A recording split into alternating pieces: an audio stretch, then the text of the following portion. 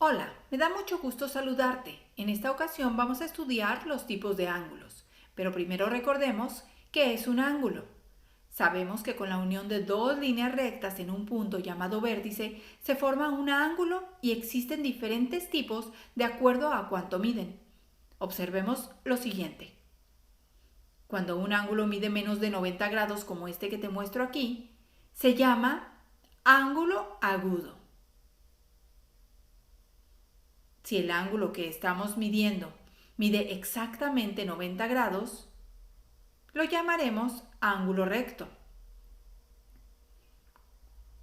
Cuando un ángulo mide más de 90 grados pero menos de 180 grados, como este que observas aquí, se llama ángulo obtuso.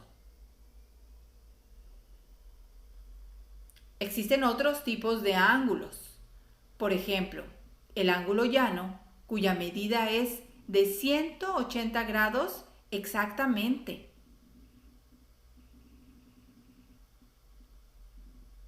Al igual que el ángulo llano y el ángulo recto, el ángulo nulo tiene un valor exacto y mide 0 grados. Cuando un ángulo mide 360 grados lo llamamos ángulo completo, perigonal o ángulo de vuelta, y es muy simple, pues podemos dibujarlo realizando una circunferencia. Quiero comentarte también que existen los ángulos convexos, y son aquellos ángulos que son mayores de 0 grados, pero son menores de 180 grados. Entre los ángulos convexos están los agudos, los rectos y los ángulos obtusos, como estos ejemplos. Al hablar de ángulos cóncavos, nos referimos a aquellos ángulos que miden más de 180 grados, pero son menores de 360 grados. Fíjate muy bien en cada uno de estos ejemplos. Observa desde dónde inicia la medición de estos ángulos. Nos situamos en uno de sus lados que apunta al cero de la escala exterior de este transportador e iremos avanzando en medida hasta encontrarnos con el otro lado del ángulo que apunta en este caso a 210 grados. Y esta es la medida de mi ángulo, el cual voy a clasificar como cóncavo porque mide más de 180 y menos de 360 grados. Vamos al siguiente ejemplo. Tomamos uno de los lados del ángulo y posicionamos nuestro transportador alineando este lado con el cero de mi escala exterior. Partiremos de ahí en el sentido contrario de las manecillas del reloj, aumentando en medida hasta llegar al otro lado de mi ángulo que apunta hacia 270 grados. Y esta será la medida de este ángulo cóncavo. Vamos a un tercer ejemplo. Alineamos uno de los lados de este ángulo hacia el cero de mi escala exterior y vamos a avanzar en grados en sentido contrario de las manecillas del reloj de mi escala exterior también. Vamos a continuar avanzando hasta encontrarnos con el otro lado del ángulo que apunta a 340 grados. De esta manera concluimos que este ángulo también es cóncavo. Además de los tipos de ángulos que vimos hasta ahorita, los ángulos también pueden ser consecutivos, cuando estos comparten el vértice además de uno de sus lados. Observa este ejemplo en el que te muestro dos ángulos que están unidos por uno de sus lados como indica la flecha. A estos ángulos se les llama consecutivos. Te cuento que también puede haber más de dos ángulos consecutivos y forman una cadena si cada ángulo comparte un lado con el siguiente, así como te muestro.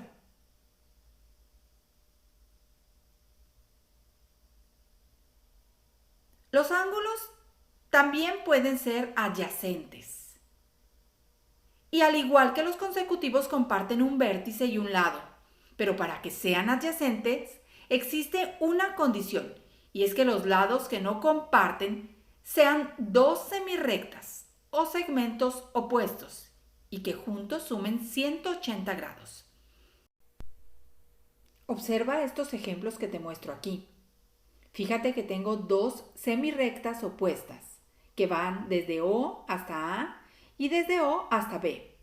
Observa además que tengo un ángulo de 52 grados y un ángulo de 128 grados. Estos dos ángulos comparten un lado en común y los lados que no comparten, que son las semirrectas OA y la semirrecta OB, son opuestas. Si sumamos los ángulos que hemos formado, nos damos cuenta que obtenemos 180 grados. Y esta es una de las condiciones para considerar estos ángulos como adyacentes. Observa el siguiente ejemplo. Es un caso muy similar al anterior, pues se cumplen las condiciones para considerar a estos ángulos adyacentes. Las dos semirrectas que no comparten son opuestas y comparten un lado, además de que los ángulos suman 180 grados. Quiero mencionarte que los ángulos adyacentes también son consecutivos, como vimos anteriormente, pues comparten uno de sus lados y también son suplementarios, como veremos a continuación. Como te mencionaba anteriormente, los ángulos también pueden ser suplementarios. Si al sumarlos, ya sea juntos, compartiendo uno de sus lados, como en este ejemplo que te muestro, o bien separados, como en este otro ejemplo que te muestro, el resultado sea igual a 180 grados. Es importante mencionar que los ángulos suplementarios pueden o no ser consecutivos y adyacentes, pues como te comentaba, lo importante es que sumen 180 grados, ya sean juntos o separados. Por otro lado, si al sumar los ángulos, ya sea juntos, compartiendo uno de sus lados, o bien separados, el resultado sea igual a 90 grados, los llamaremos ángulos complementarios. Observa estos ejemplos que te muestro. Cabe mencionar que los ángulos complementarios pueden o no ser consecutivos, ya sea que se encuentren juntos o separados. Existe otro tipo de ángulos y estos son llamados opuestos por el vértice. Entre sus características están que son congruentes o iguales, es decir, miden lo mismo. Los ángulos opuestos por el vértice se forman cuando los lados de uno son semirrectas o segmentos de recta opuestos a los lados del otro ángulo. Observa. En este ejemplo, en el que tenemos dos rectas que se cruzan, formando así dichos ángulos. Fíjate también que un par de ellos que corresponden al ángulo A y al ángulo B no son adyacentes ni consecutivos, sino más bien opuestos. Es decir, está uno frente al otro. Y además son iguales. Ocurre lo mismo con el otro par, que corresponden al ángulo C y al ángulo D. Como viste, estudiar los ángulos resulta muy interesante.